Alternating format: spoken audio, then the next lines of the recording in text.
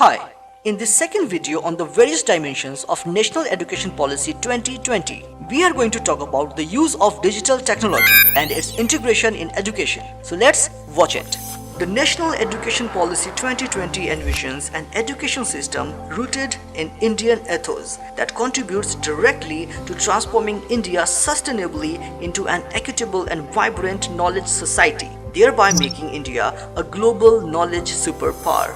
With a focus on holistic development, innovation and technology is a much awaited intervention that will strengthen India's higher education system.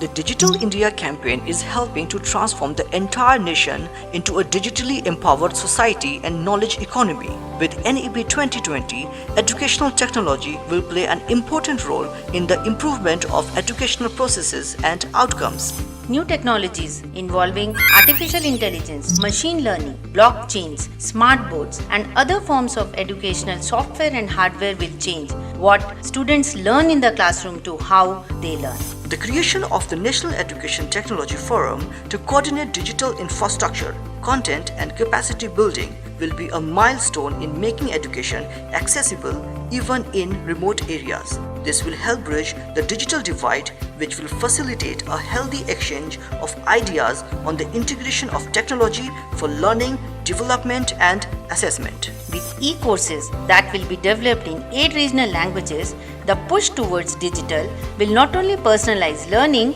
but also help strengthen creative thinking and problem-solving skills, which are imperative for the future workforce. Improvements in accessibility due to an extended focus on digital learning will also provide momentum to the government's Right to Education Act. Technology-based educational platforms such as Diksha Swayam will be better integrated across schools and higher education with rich variety of educational software in all major Indian languages. Artificial intelligence and machine learning are expected to change the way we live and change the way we educate students. Technology thus in education is a journey and not a destination, and capacity will be needed to orchestrate the various ecosystem players to implement policy objectives.